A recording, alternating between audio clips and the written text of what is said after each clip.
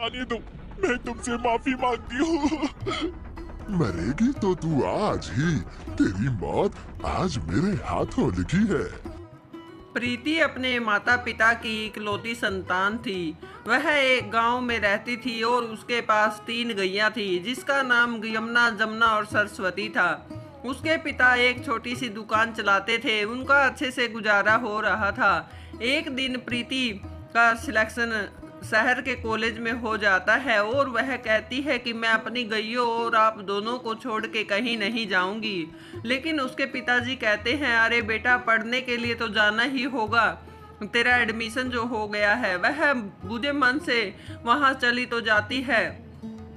अपनी गैयों को वह बाय बाय करने उनके पास जाती है और स्टेशन पर पहुंचकर अपने स्थान पर पहुंच जाती है। एक दिन वह कॉलेज में जा रही थी तो तभी वह एक लड़की को छेड़ते हुए देखती है।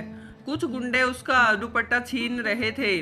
वह उन्हें कहती है कि अरे कौन हो तुम, इस लड़की का दुपट्टा छोड़ो, नहीं तो मैं तुम्हें अच्छे से सबक सिखाऊंगी।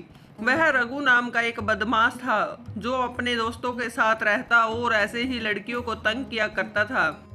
प्रीति उनको धमकाती है, लेकिन उसकी दोस्त के कहने पे वह वहां से चली जाती है और वह उस लड़की को ऐसे ही तंग करता है। एक दिन वह रास्ते से जा रही थी तो उसकी फ्रेंड भी उसके सामने ही चल रही थी। तभी वह रघु वहां पर आ जाता है और आके प्रीति के साथ दुर्व्यवहार करने की कोशिश करता है। वह उसका दुपट्टा जैसे ही छीनता है, वह उसको एक थप्पड़ लगा देती है। वह उससे कहता है कि अब मैं तेरे को छोड़ूंगा नहीं, तूने मुझ पर हाथ जो उठाया है, अब देख मैं तेरा क्या करता हूँ। वह उसको अच्छे से धमकी देता है, लेकिन प्रीति कहती है कि मैं तुमसे नहीं डरती हूँ और तुम्हारे जैसे बहुतों को देखा है मैंने।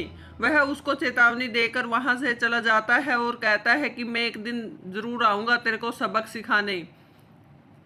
तभी उसकी फ्रेंड उसको बोलती है कि यह बदमाश टिकेगा नहीं, यह तुझे नुकसान पहुंचाने के लिए जरूर आएगा।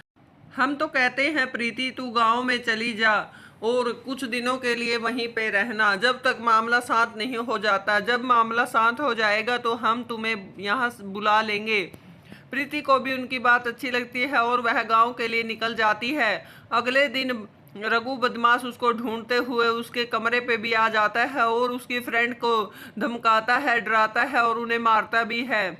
लेकिन दोनों कहती हैं कि उन्हें कुछ नहीं पता कि प्रीति कहाँ गई है।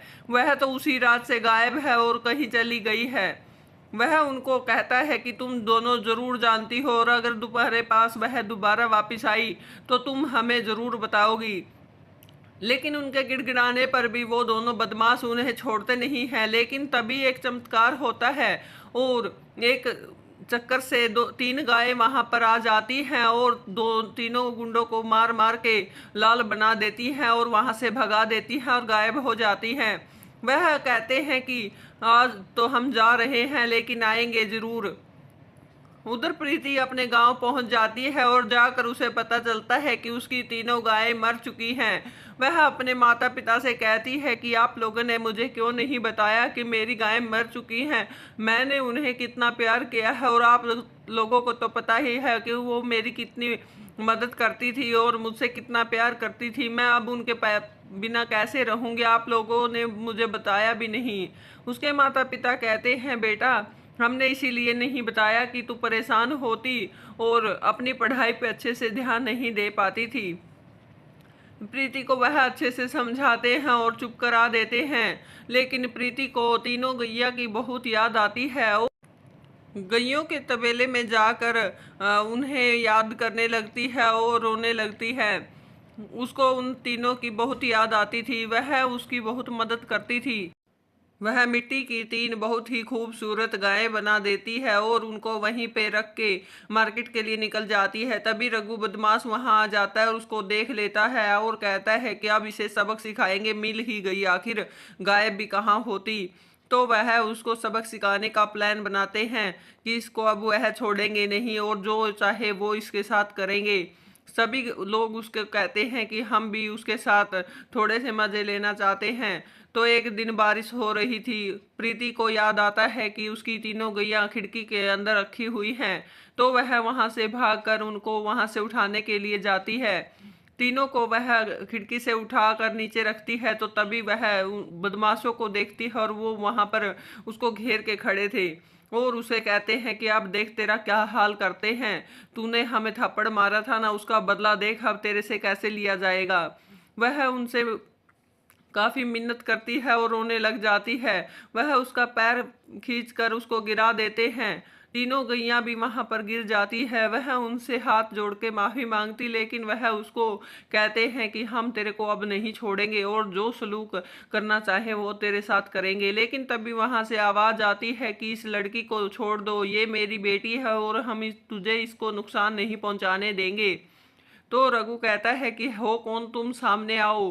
तभी वहां पर थोड़ा सा चमत्कार होता है और उन तीनों को भी घबराहट हो जाती है कि आखिर ये बोल कौन रहा है। तो तीनों मिट्टी की गायें वहां से प्रकट होती हैं। तीनों मिट्टी की गायें उन्हें उठा उठा कर पटकती हैं और वह उससे कहती हैं कि अगर तू माफी मांग लेगा तो हम तुझे जाने देंगे, नहीं तो तू आज यहाँ से जिंदा नहीं जाएगा। वह माफी मांगने के बहाने से प्रीति की गर्दन पर चाकू रख लेता है और कहता है कि अब यहाँ से चली जाओ, नहीं तो मैं इस लड़की को मार दूंगा, उस पानी के टब में जाकर सभी डूब जाओ। वह भी कहती है कि तुम चली जाओ, ये मुझे मार देगा लेकिन मुझे कोई फर्क नहीं पड़ता है। तभी एक गाय उनमें से लंबा सा पूंछ करके उसको ऊपर उठा देती है। वह माफी मांगता है, लेकिन अब की बार वह उसे माफ करने वाली नहीं थी।